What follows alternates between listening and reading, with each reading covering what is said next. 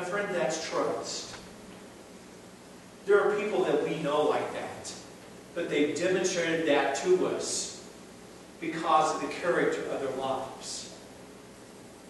You know, success and trust create opportunities for vulnerability. You ever notice that? Character, success, and trust create opportunities for vulnerability. Because think about it, how many times we've read the stories about trusted employees and business partners and church treasurers that have robbed companies, churches, businesses, in what started in what looked like some little bitty small indiscretion, but it grew into a hurdle that could never ever be overcome.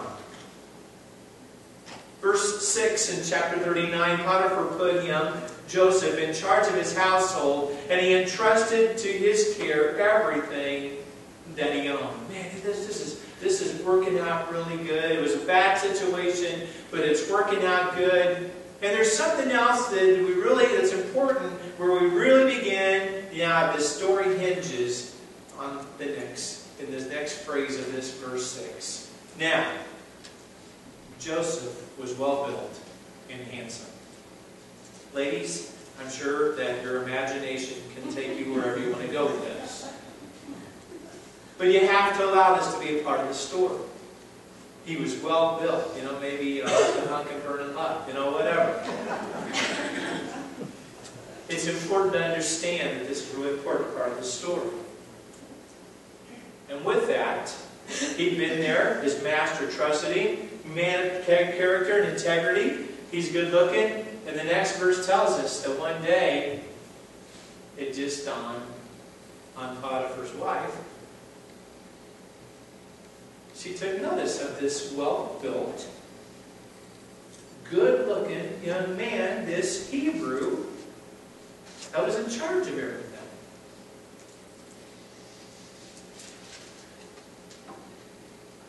Caught her eye. I just don't imagine, we don't know all the details of the narrative of the story, but probably more than once you've seen it, but all of a sudden, she's really going, aye.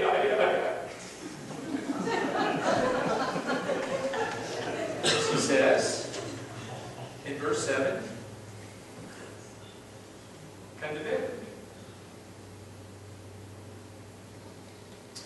Now put yourself in that spot, gentlemen, if you were there, and maybe by now you're 19 or 20 years old, you're a long way from home. Things, you've been mistreated. You could certainly stand some love and affection and comforts. And besides that, there's nothing.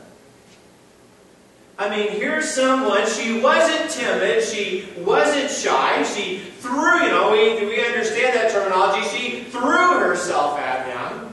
And the more I read this story, the more I dig, and the more I understand it, and you think about it, the boldness kind of leads us to believe that maybe she was experiencing this kind of thing.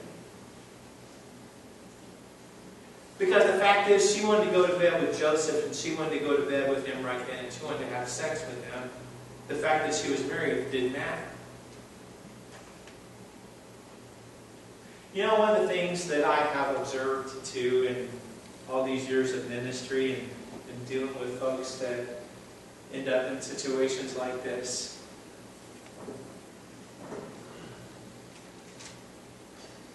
that people that will cheat with you will cheat on you.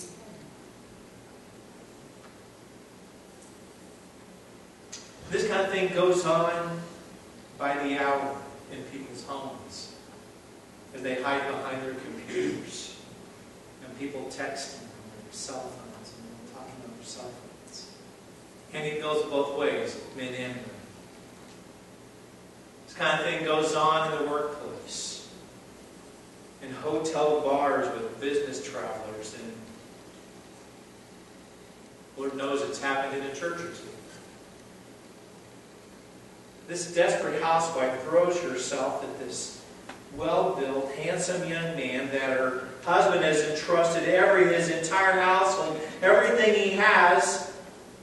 But the thing you have to notice is, without 1 second of hesitation or momentary thought of flattery with her seductive words, we aren't given any details about Potiphar's wife and her physical attributes, but I don't think we're left to assume that she was unattractive or undesirable. Rather, the narrative, I believe, gives us the conclusion just the opposite. But in her bold come on to Joseph, Joseph answers her with equal boldness. Don't miss this. This is how you clear the hurdle of temptation, sexual and temptation of lust. Joseph wasn't some superhuman. He had red blood pumping through his veins just like the rest of us. And he was like any other young man his age. But notice, without a second of hesitation, it says in verse 8, he refused.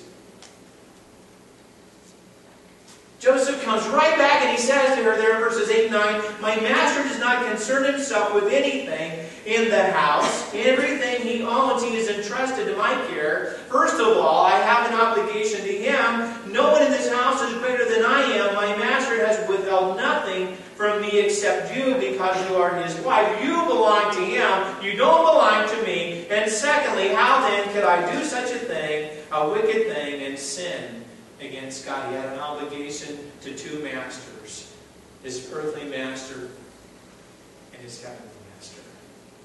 Clarence Edward McCartney writes these words about this moment. He says, Potiphar's wife flung her skirt over the bust of the god that stood in her chamber and said, now God will not see. But Joseph answered and said, my God sees.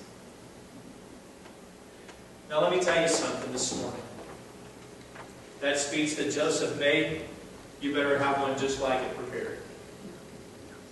You better have one just like it. And you better have it prepared just in case you ever get in that situation, so that you'll fare just as well as Joseph did. He refused because he was a man of integrity, and his actions proved it. Pleasing God at that moment was more important to him than pleasing himself. We've been told it doesn't matter, but character does matter. Recent history, over and over of recent times, remind us there are some people in leadership positions that didn't fare so well in similar situations. But what we're reminded of, and I have this sign hanging, this picture hanging up in my office over my fireplace, that reminds me of these words, that character is who you are when no one but God is watching. See, the thought most people worry about is whether they will get caught. Here's what Joseph was concerned with in verse 9. How could I do such a wicked thing and sin against God? Paul told Titus to tell the believers in Crete, he said, the grace of God that brings salvation has appeared to all men, and it teaches us to say no. The ungodliness or worldly passions to live self-controlled, upright, and godly lives in this present age while we wait for the blessed hope and the glorious appearing of our great God and Savior Jesus Christ, who gave himself for us to redeem us from all wickedness and to purify for himself a people that are his very own, eager to do what is good. You know, former British Prime Minister Margaret Thatcher made the comment one time. She said, you know, you may have to fight a battle more than once to win it. And you find there in verse 10 that Potiphar's wife didn't take no for an answer.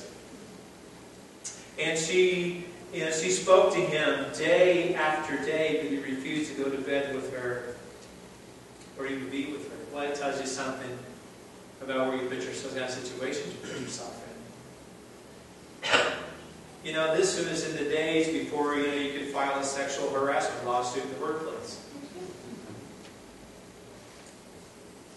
You know, if only she could have gone to sensitivity training. Maybe that would have happened.